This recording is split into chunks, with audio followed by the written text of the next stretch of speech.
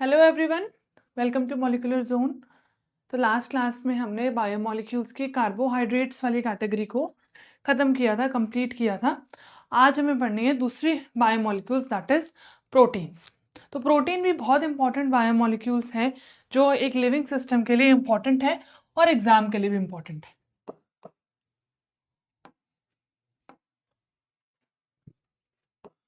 तो आज की क्लास में शुरू करेंगे प्रोटीन।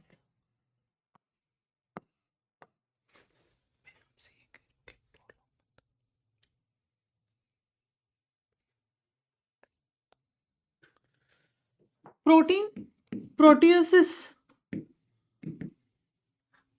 ग्रीक वर्ड है, उससे इसका नाम निकला है। प्रोटियोसिस का मतलब, जो ग्रीक वर्ड है उसका नाम क्या होता है, उसका मतलब है प्राइम इंपॉर्टेंस, कि जो सबसे ज्यादा इंपॉर्टेंस का हो, बहुत ज्यादा इंपॉर्टेंस का हो, उसको प्रोटियोसिस कहते हैं।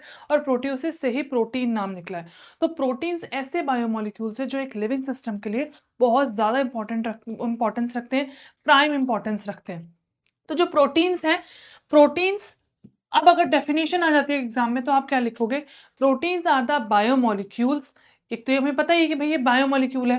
एक्चुअली ये क्या है? They are polymer of alpha amino acids. ये अल्फा अमीनो एसिड्स के पॉलीमर हैं। अब अमीनो एसिड्स क्या होते हैं? अमीनो एसिड्स ऐसे कंपाउंड्स होते हैं जिनके अंदर कार्बन पे एक एसिमेट्रिक कार्बन होता है, और उस एसिमेट्रिक कार्बन के ऊपर, या कोई भी अगर हम कार्बन की बात करेंगे तो उसके 4 बॉन्ड्स होते हैं। तो generally amino acids optically active होते हैं। ऑप्टिकली एक्टिव कब होंगे? जब इस कार्बन के ऊपर चारों जो ग्रुप्स लगे हुए हैं वो डिफरेंट ग्रुप्स लगे हुए हों। तो यहाँ पर एक आपका NH2 फिक्स होता है कि NH2 तो होगा ही होगा, और एक आपका COOH फिक्स होता है, और एक H फिक्स होता है। दूसरी जो अब ये पोजीशन बच गई, R पोजीशन। अब ये R कुछ भी हो सकता है। ये R चेंज होते ही अमीनो एसिड चेंज हो जाता है, और अमीनो एसिड चेंज होते ही प्रोटीन चेंज हो जाएगा। तो ये जनरल स्ट्रक्चर है एक अल्फा अमीनो एसिड का। This is the general structure of alpha amino acid. Alpha amino acids की जो कॉन्फ़िगरेशन है वो जनरली L कॉन्फ़िगरेशन होती है। क्यों? क्योंकि इनके अंदर जो अमीनो ग्रुप है वो amino group left hand side में प्रेजेंट होता है। ये देखो, ये है लेफ्ट हैंड साइड में। तो ये लेफ्ट हैंड साइड में प्रेजेंट होने की वजह से अमीनो एसिड्स की, अल्फा अमीनो एसिड्स की कॉन्फ़िगरेशन एल कॉन्फ़िगरेशन होती है। अब ये आर जैसे ही चेंज करेंगे ना तो अमीनो एसिड डिफरेंट हो जाएगा। जब ये आर एक ऐसा अमीनो एसिड होता है जो कि ऑप्टिकली एक्टिव नहीं होता, बाकी सारे अमीनो एसिड्स ऑप्टिकली एक्टिव होते हैं, मैंने आपको बताया। तो कौन सा है? जब अगर आर एच हो जाएगा, अगर आर एच हो गया तो इट मीन्स इस कार्बन के ऊपर दो ग्रुप्स सेम हो गए। एक NH2 था, एक COOH था, एक H था। अब ये वाला R भी H के बराबर अगर हो गया तो ये कैसा हो गया? ऑप्टिकली इनएक्टिव, क्योंकि कार्बन के ऊपर दो ग्रुप्स सेम नहीं होने चाहिए, चारों डिफरेंट होंगे तो ऑप्टिकली एक्टिव होगा। तो अगर ये अमीनो एसिड है तो ये ऑप्टिकली इनएक्टिव है, दैट इज कॉल्ड ग्लाइसिन। तो कई बार MCQ में क्वेश्चन आया हुआ है, CBSE का एग्जाम हो या और कोई एग्जाम है, उनमें जहां बायोमोलिक्यूल आता है, प्रोटीन आता है, तो ये क्वेश्चन बहुत कॉमन है कि कौन सा अमीनो एसिड है जो कि ऑप्टिकली इनएक्टिव है, दैट इज ग्लाइसिन। बाकी सारे अमीनो एसिड्स ऑप्टिकली एक्टिव है।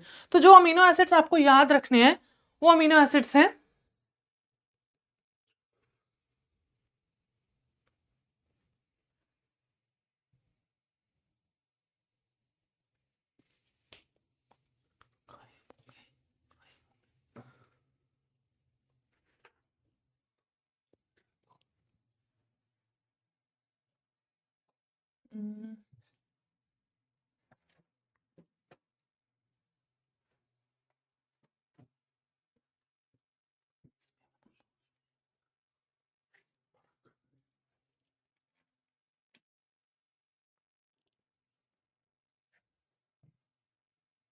एक मिनट वेट करेंगे।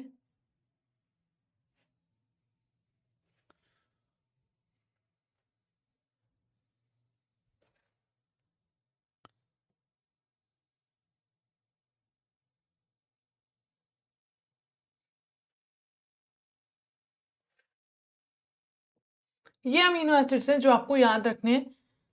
अभी मैंने आपको बताया कि जो अमीनो एसिड्स हैं, उन ये अमीनो एसिड आपस में डिफरेंट क्यों होते हैं? क्योंकि इस कार्बन के ऊपर जो R ग्रुप है वो डिफरेंट होता चला जाता है। एक H फिक्स है, लेफ्ट हैंड साइड में NH2 फिक्स है, और एक COOH ये फिक्स है। ये जो R ग्रुप है ना, ये R ग्रुप जैसे ही चेंज होगा वैसे डिफरेंट अमीनो एसिड आते चले जाएंगे। तो अगर R ग्रुप H है तो ग्लाइसिन हो जाएगा, अगर R ग्रुप CH3 है तो एलेनाइन हो जाएगा, अगर R ग्रुप ये है तो वेलाइन हो जाएगा। तो ये जैसे जैसे R ग्रुप चेंज होते चले जाएंगे वैसे वैसे ये अमीनो एसिड डिफरेंट होते चले जाएंगे। तो ये अमीनो एसिड्स का आप स्क्रीनशॉट ले सकते हो, ये आपको याद रखने हैं। इसमें से कोई भी अमीनो एसिड पूछा जा सकता है। अब उसके बाद आता है अमीनो एसिड्स का नेचर। जो अमीनो एसिड्स हैं आप यहाँ पर देख रहे होगे, इस अमीनो एसिड के अंदर अमीनो ग्रुप भी है जिसमें NH2 के पास नाइट्रोजन है और उस नाइट्रोजन पे लोन पेयर प्रेजेंट है, और यहाँ पर एक कार्बोक्सिलिक ग्रुप भी है।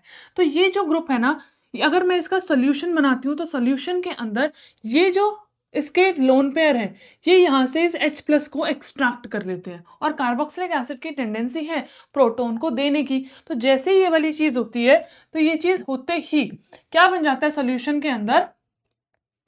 सोल्यूशन के अंदर एक ऐसा आयन बन जाता है कि ये नाइट्रोजन ने यहाँ से H को एक्सट्रैक्ट कर लिया तो ये NH3 पॉजिटिव बन जाएगा इस कार्बन के ऊपर। COOH ने अपना एक H पॉजिटिव इसको दे दिया तो इसके ऊपर नेगेटिव चार्ज रह जाएगा, यहाँ पर H रह गया, यहाँ पर R रह गया। तो ये क्या बन गया? आयन बन गया जिसके अंदर जो ओवरऑल इसके ऊपर कोई चार्ज नहीं है क्योंकि एक पॉजिटिव एक नेगेटिव जीरो हो गया, बट इसके ऊपर एक नेगेटिव चार्ज भी है, एक पॉजिटिव चार्ज भी है। तो ऐसे आयंस या ऐसे स्पीशीज जिनके ऊपर नेगेटिव पॉजिटिव दोनों चार्जेस होते हैं उनको कहा जाता है ज्विटर आयन।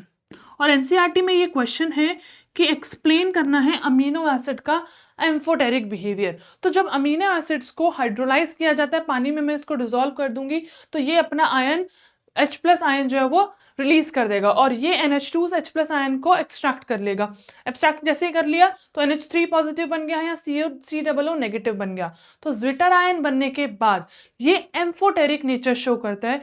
क्यों? क्योंकि ये वाला जो आयन है, अब इसके अंदर अगर मैं कहीं पर इसको H+ दूंगी तो इसके अंदर टेंडेंसी है ये नेगेटिव इस H+ को अपनी तरफ एक्सट्रैक्ट कर लेगा, और अगर कहीं ऐसी कंडीशन है जहां H+ की नीड होगी तो NH3 के पास एक्स्ट्रा H है तो ये H को देने की भी टेंडेंसी रखता है। तो ये acidic as well as basic दोनों तरह के बिहेवियर को शो करता है, इसलिए zwitter ion amphoteric behaviour show करता है। ये एनसीईआरटी का क्वेश्चन भी है।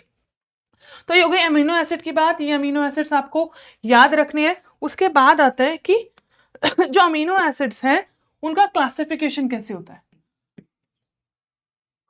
Classification of amino acids. Amino acids को हम दो तरह से क्लासिफाई कर सकते हैं। पहला क्लासिफिकेशन है essential amino acids,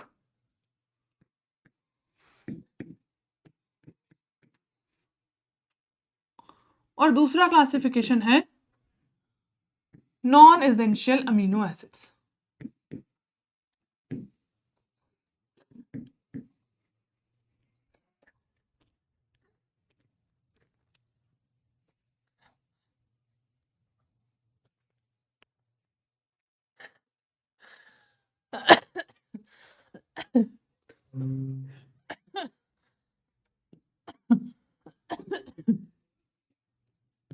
essential amino acids and non essential amino acids.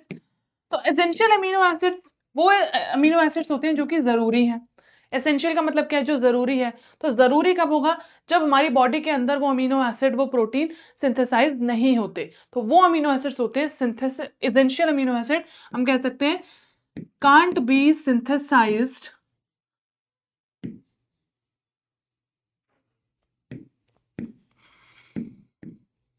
In our body, हमारी बॉडी के अंदर सिंथेसाइज नहीं हो सकते, तो इनको हमें डाइट के through can be taken through are diet. जो हम खाना खा रहे हैं, जो हम डाइट ले रहे हैं, उसके थ्रू इनको इनकी इनटेक होती है, बॉडी के अंदर इनको सिंथेसाइज नहीं किया जा सकता। नॉन एसेंशियल होते हैं जिनकी हमें सच कोई रिक्वायरमेंट नहीं है, बॉडी अपने आप सिंथेसाइज कर लेती है, तो उनको कहा जाता है नॉन एसेंशियल अमीनो एसिड। तो कैन बी सिंथेसाइज्ड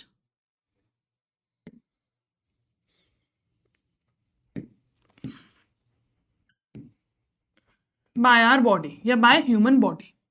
ये डिफरेंस आपको याद रखना है। अब इसमें दो एग्जाम्पल्स हैं जो आपको याद रखने ही रखने हैं कि एसेंशियल, जो मैंने अभी आपको एग्जाम्पल यहाँ पर दिखाए हैं, देखो ये सारे आपको नॉर्मली याद रखने हैं कि भाई इसका ये स्ट्रक्चर होता है, इसमें आर ग्रुप ये होता है, कहीं से भी एमसीक्यू आ सकता है। एसेंशियल और नॉन एसेंशियल क्या है? जो ग्लाइसिन है और एलेनाइन है। ग्लाइसिन और एलेनाइन बॉडी के अंदर ही अपने आप से सिंथेसाइज हो जाते हैं, तो ये नॉन एसेंशियल की कैटेगरी में आएंगे कि ग्लाइसिन एंड एलेनाइन।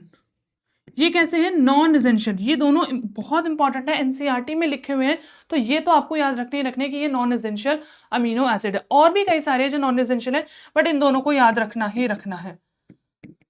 यहां पर वेलाइन और ल्यूसीन ये ऐसे हैं जो कि एसेंशियल हैं। वेलाइन और ल्यूसीन एसेंशियल हैं और ये दोनों नॉन एसेंशियल है।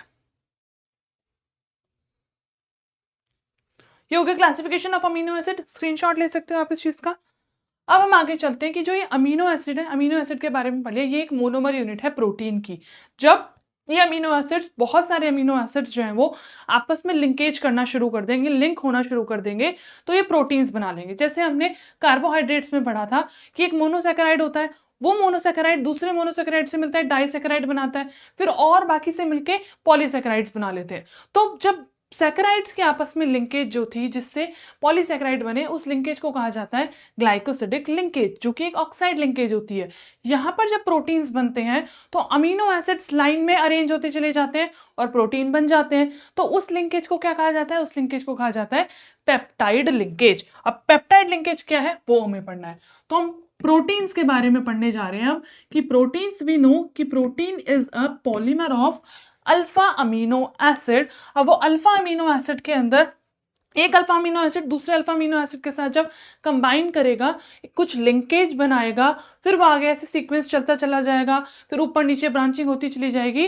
बहुत सारे अल्फा अमीनो एसिड जो है वो आपस में जब लिंकेज बनाएंगे, लिंक हो जाएंगे, तो प्रोटीन बनेंगे।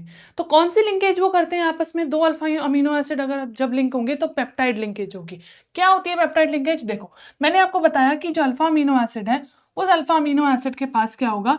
एक H ग्रुप है, एक NH2 ग्रुप है, एक COH ग्रुप है और एक कोई R ग्रुप है। ठीक है, तो मैंने एक ही अल्फा अमीनो एसिड बना ली, सपोज एक मैंने बना लिया अल्फा अमीनो एसिड ऐसे, ये दूसरा अल्फा अमीनो एसिड है, क्योंकि हर अल्फा अमीनो एसिड के अंदर इतना स्ट्रक्चर सेम होगा। ये R, एक को मैंने मान लिया R डैश, सेम भी हो सकते हैं, अलग भी हो सकते हैं। यहाँ पर एक अल्फा अमीनो एसिड का NH2 ग्रुप और दूसरे अल्फा अमीनो एसिड का कार्बोक्सिलिक ग्रुप क्या करते हैं? आपस में कंबाइन करते हैं और अमाइड लिंकेज बना लेते हैं। अमाइड लिंकेज होती है C+O NH लिंकेज। तो यहां से एक H जाएगा और यहां से OH जाएगा, तो यहां पर जब लिंकेज बनेगी अमाइड लिंकेज, तो किसके रिमूवल से बनेगी? यहां पर भी वाटर के रिमूवल से बनेगी। जैसे ही यहां से वाटर का रिमूवल हुआ, ये आपस में क्लोज आ गए, तो ये क्या बन जाएगा? N के ऊपर H, यहां पर C+O और ये, तो ये जो लिंकेज है, this is called amide linkage. This is called amide linkage.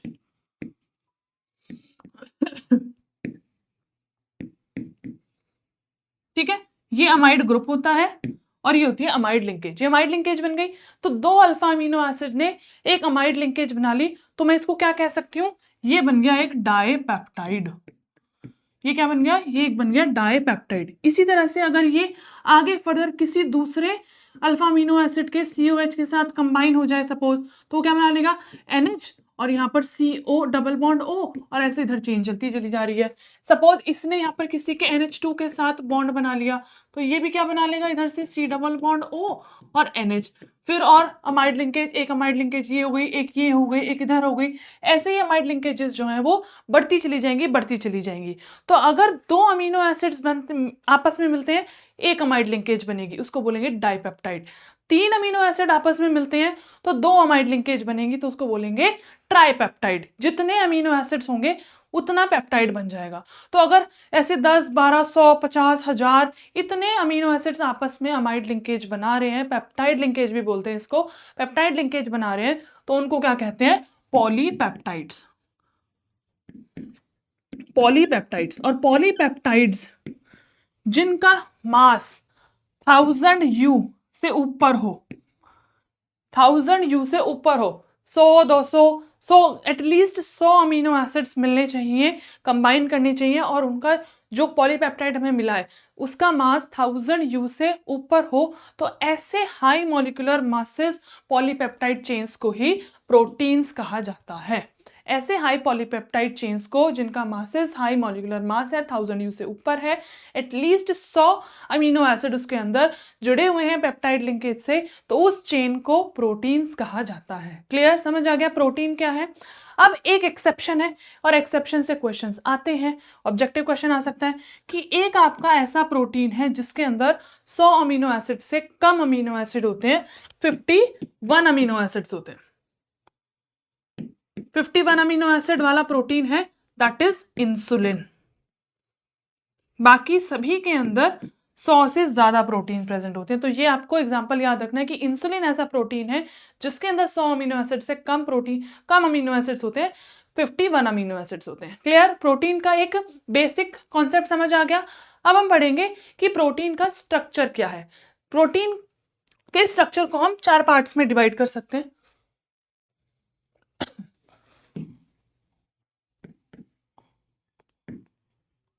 Structure of protein, protein के स्ट्रक्चर को 4 पार्ट में डिवाइड कर सकते हैं। पहला स्ट्रक्चर, पहला स्टेप हम कह सकते हैं कि जब प्रोटीन का स्ट्रक्चर बनने चलता है तो जो पहला स्टेप है, पहला स्ट्रक्चर है, that is primary structure, that is primary structure. Primary structure के अंदर क्या आता है, प्राइमरी स्ट्रक्चर के अंदर जो अल्फा अमीनो एसिड एक सीक्वेंस में लगना शुरू होते हैं, तो उस स्पेसिफिक सीक्वेंस को ही प्रोटीन का प्राइमरी स्ट्रक्चर कहते हैं। तो it includes specific sequence of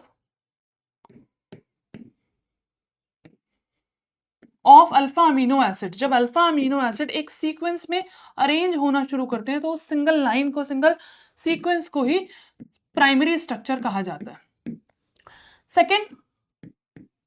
secondary structure, उसको मैं 2 डिग्री स्ट्रक्चर ऐसे लिख दूं, आपको समझ आ जाना चाहिए। 2 degree means secondary structure.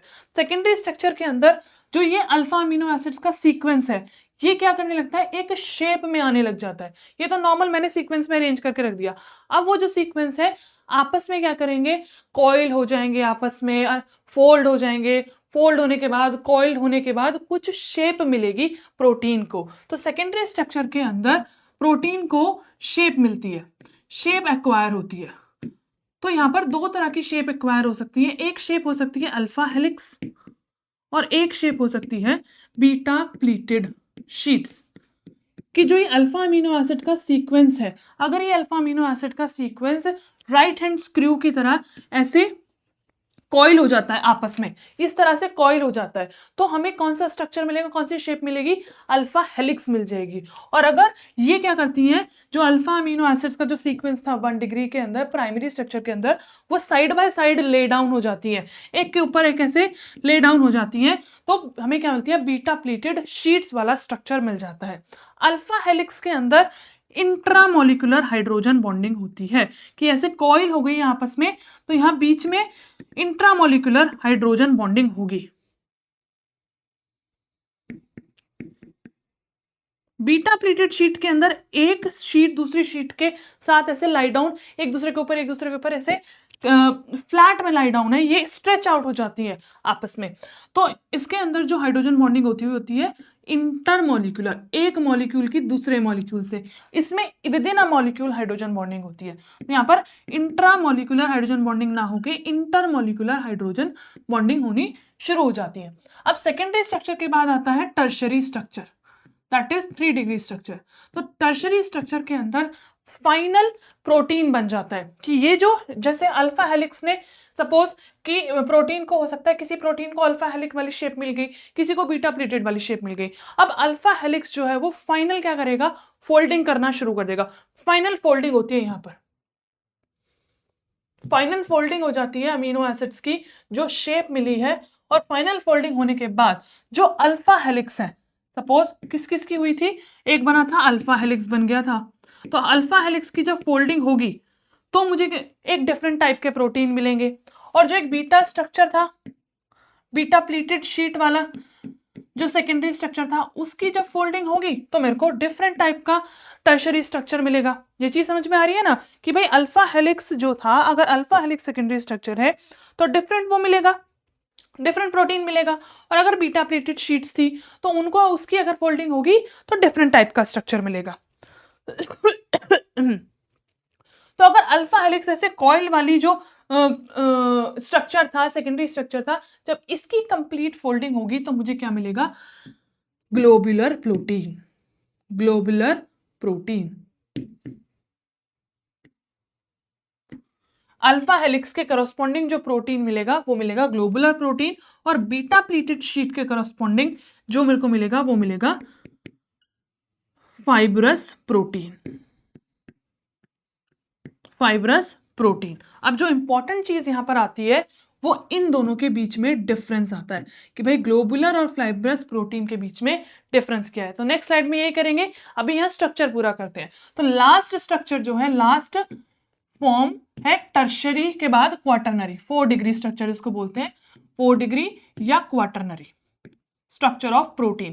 Quaternary structure के अंदर कुछ नहीं होता। जब ये प्रोटीन बन गया तो एक प्रोटीन की दूसरे प्रोटीन के कंपैरिजन में या रिलेटिवली क्या स्पेशियल अरेंजमेंट है, इसके अंदर क्या पढ़ा जाता है? स्पेशियल अरेंजमेंट्स पढ़ी जाती हैं कि एक प्रोटीन की दूसरे प्रोटीन के कंपैरिजन में स्पेशियल अरेंजमेंट क्या है, स्पेस में अरेंजमेंट क्या है, वो क्वाटरनरी स्ट्रक्चर बताता है। तो ये कंप्लीट है स्ट्रक्चर ऑफ प्रोटीन। अब यहां पर हमारा सिर्फ रह गया ग्लोबुलर प्रोटीन और फाइब्रस प्रोटीन में डिफरेंस। तो ये इंपॉर्टेंट है, हो सकता है डिस्क्रिप्टिव में आ जाए, तो आपको ये चीज याद रखनी है। Fibrous protein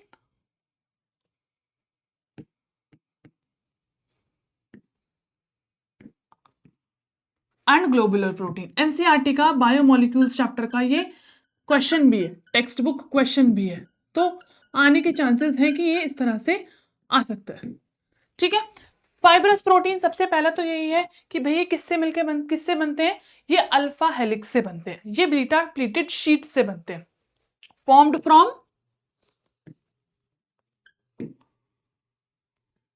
alpha helix, sorry ये वाले बीटा प्लीटेड शीट से बनते हैं फाइब्रस वाले, और ग्लोबुलर वाले अल्फा हेलिक्स से बनते हैं, formed from alpha helix. Fibrous proteins जो होते हैं ये इनसॉल्युबल होते हैं वाटर के अंदर, they are insoluble in water.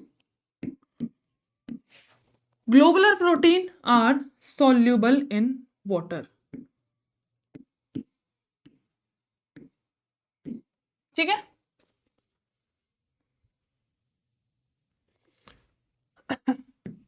Fibrous protein जब बीटा प्लेटेड शीट से बनते हैं तो इनके अंदर जो इनको स्टेबलाइज करने वाले जो फोर्सेस होते हैं वो क्या होते हैं? Intermolecular hydrogen bondings, intermolecular hydrogen bonding होती है इनके अंदर।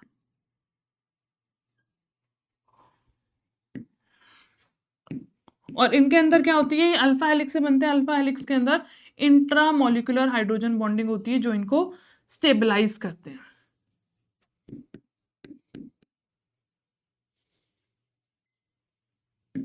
लास्ट इनके एग्जाम्पल आपको याद रखने हैं कि जो फाइब्रस प्रोटीन है भाई, जहां पर फाइबर्स होंगे, जैसे हमारे हेयर्स हो गए, इनमें ये फाइब्रस प्रोटीन्स होते हैं। तो कौन कौन से प्रोटीन इनके एग्जाम्पल हो सकते हैं फाइब्रस प्रोटीन के? That is keratin and myosin. इनके अंदर फाइब्रस प्रोटीन प्रेजेंट होते हैं जहां फाइबर्स होते हैं। इसके अंदर एग्जाम्पल आपको याद रखना है इंसुलिन एंड एल्बुमिन। इंसुलिन और एल्बुमिन के अंदर ग्लोबुलर प्रोटीन होते हैं। तो ये डिफरेंस फाइब्रस प्रोटीन और ग्लोबुलर प्रोटीन का पता होना चाहिए, इंपॉर्टेंट है, एग्जाम में आ सकता है। अब लास्ट जो टॉपिक बचा है यहां पर प्रोटीन के अंदर, that is denaturation of protein, protein का डीनेचुरेशन। तो जी हमें पता है कि प्रोटीन जो है वो अपने नेटिव फॉर्म के अंदर होता है, जैसा वो बना हुआ है वैसा होता है तो उसका एक स्पेसिफिक फंक्शन होता है, उसकी एक स्पेसिफिक बायोलॉजिकल एक्टिविटी होती है कि भाई ये वाला प्रोटीन ये काम करेगा। अगर केराटिन प्रोटीन है तो वो बालों को मजबूत करेगा। तो डिफरेंट टाइप के जो प्रोटीन्स हैं वो क्या करते हैं, उनका स्पेसिफिक फंक्शन होता है, स्पेसिफिक बायोलॉजिकल एक्टिविटी होती है। तो अगर वो प्रोटीन कब अपनी बायोलॉजिकल एक्टिविटी शो करेगा, जब उसके अंदर सपोज वो अल्फा हेलिक्स से बना है तो उसके अल्फा हेलिक्स की जो कॉइल्स हैं वो प्रॉपर्ली बनी हुई हैं, स्पेशल अरेंजमेंट जो है वो एज इट इज है। बट अगर मैंने किसी प्रोटीन के अंदर थोड़ी सी भी क्या किया, उसकी कॉइलिंग को अनकॉइल कर दिया, उसकी फोल्डिंग को अनफोल्ड कर दिया, कोई टेम्परेचर बढ़ा दिया, टेम्परेचर में चेंजेस कर दिए, या पीएच में कोई चेंज कर दिया, तो ये सब चेंजेस करने के बाद जो प्रोटीन करता है, प्रोटीन अपनी नेचुरल जो नेटिव फॉर्म के अंदर बायोलॉजिकल एक्टिविटी थी उसको लूज कर देता है। और जैसे ही वो बायोलॉजिकल एक्टिविटी लूज करेगा तो अपना वो स्पेसिफिक फंक्शन जो अभी तक कर रहा था वो नहीं कर पाएगा। उसी प्रोसेस को कहा जाता है डीनेचुरेशन ऑफ प्रोटीन। समझ आया?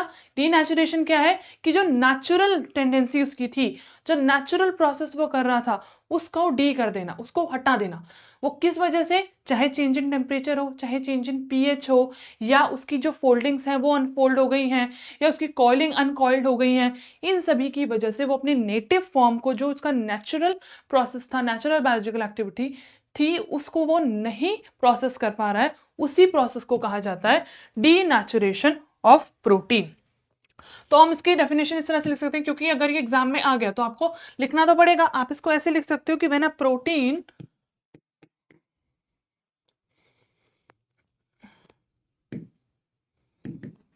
Is in its native form, जब वो अपनी नेटिव फॉर्म में होता है और उसको सब्जेक्ट कर दिया जाता है, and it is subjected to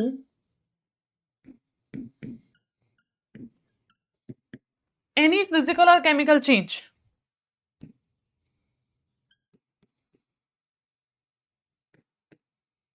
कोई भी फिजिकल या केमिकल चेंज उसके अंदर कर दिया, लाइक चेंज इन टेम्परेचर और चेंज इन पीएच, लाइक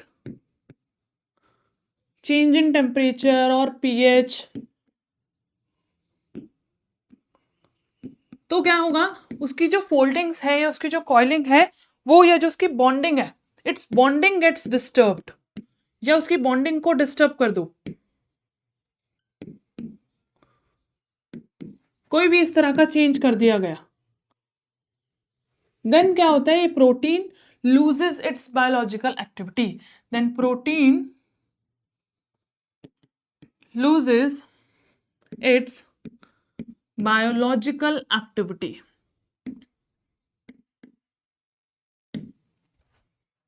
और इसी चीज को डीनेचुरेशन बोलते हैं, which is called denaturation of protein.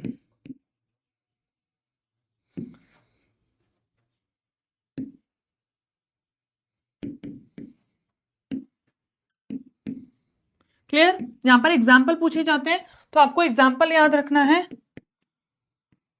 कि कर्डलिंग ऑफ मिल्क, दूध की दही जमा देना।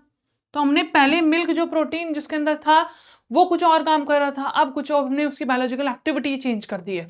तो कर्डलिंग ऑफ मिल्क, दूध की दही जमा दी, ये एक डीनेचुरेशन ऑफ प्रोटीन है।